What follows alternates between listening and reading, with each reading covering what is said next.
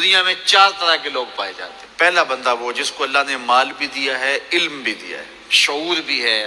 ضروریات دین کا علم بھی ہے، اللہ تعالیٰ نے اس کو فہم عطا کیا ہے، علم دیا ہے، اور وہ اس مال میں اپنے رب سے ڈرتا ہے کہ اس کو غلط جگہ خرچ نہیں کرنا، اور صلہ رحمی بھی کرتا ہے،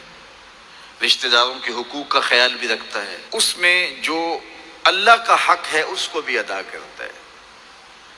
صلہ رحمی بھی کرتا ہے، اللہ کا حق ادا بھی کرتا ہے، اور جو ہے وہ اللہ سے ڈرتا بھی ہے، مال کو غلط خرچ بھی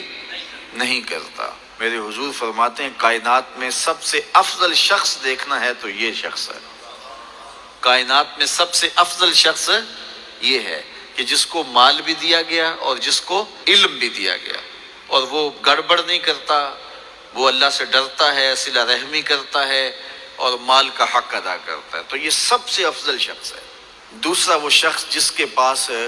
علم تو ہے لیکن مال اس کے پاس نہیں ہے، اور وہ نیت کا بڑا سچا ہے، سچے دل سے کہتا ہے اگر میرے پاس مال ہوتا تو میں فلاں کی طرح عمل کرتا، وہ فلاں کے پاس مال ہے، اس نے مسجد بنوائی ہے، میں بھی بنواتا، اس نے دارالعلوم تعمیر کیا ہے، میں بھی کرتا، اس نے ہاسپٹل بنوایا ہے، میں بھی کرتا، اس نے مخفی انداز سے غریب بچیوں کی شادیاں کی ہیں، یہ کام میں بھی کرتا، اس نے دکھیوں کے کام آیا ہے، مصیبت زدوں کے کام آیا ہے، میں بھی آتا۔ تو وہ کہتا ہے کاش کہ میرے پاس، اور یہ سچے دل سے کہہ رہا ہے، یہ نہیں کہ ہوتا تو پھر یہ اوپر اس پہ کہہ رہا ہے ہو تو پھر تیور ہی بدل جاتے ہیں نا۔ صادق کو نیت ہوتا ہے کہ اگر واقعی اس کو وہ نصیب ہو جائے تو وہ وہیں کھڑا نظر آئے، تو حضور فرماتے ہیں وہ ہو بھی سچی نیت والا، سچی نیت والا، اور وہ کہتا ہے اللہ مجھے اگر مال دے میں فلاں کی طرح عمل کروں گا۔ میرے رسول فرماتے ہیں قیامت کے دن جب نامہ اعمال تولا جائے گا دونوں کے عمل برابر ہوں گے، اس نے خرچ کیا اور اس نے صرف نیت کی تو دونوں برابر کھڑے ہوں گے۔ اس نے مسجد بنائی، دارالعلوم بنائی، اس نے بنایا کچھ نہیں تھا، نیت کی تھا، دیکھو نا علم تھا، علم کی وجہ سے نمبر لے گیا۔ کہتا مالک میرے پاس ہوتا میں یوں کرتا، کیا کچھ نہیں، نہ ہوا نہ کیا، لیکن قیامت کے دن جب نامہ اعمال تونے کے برابر کھڑے ہوں گے۔ اچھا، تیسرا شخص جس کو اللہ نے مال دیا ہے لیکن علم نہیں دیا،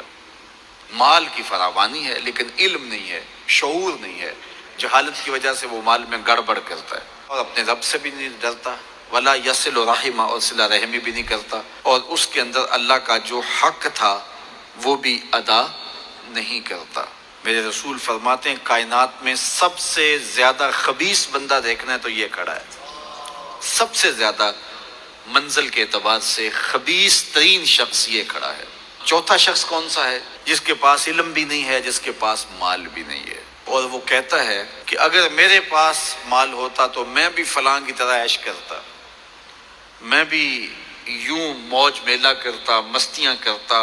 شرابوں کے جام لڑاتا، یوں ناچ گانا کی محفلیں، رقص و سرود کی مجالس منعقد کرتا، میں بھی پھر من کی خوشیاں پوری کرتا۔ تو وہ جہالت کی وجہ سے وہ کہتا ہے کہ اگر میرے پاس مال ہوتا تو میں بھی اس کی طرح عیش و عشرت کرتا۔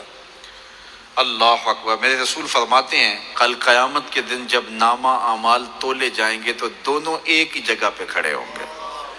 اس نے کیا بھی کچھ نہیں لیکن اس کے ساتھ کھڑا ہوگا۔ اب ان 4 لوگوں میں سے کسی ایک جگہ تو کھڑا ہونا ہے ہم نے، جس کو اللہ نے مال بھی دیا ہے، علم بھی دیا ہے،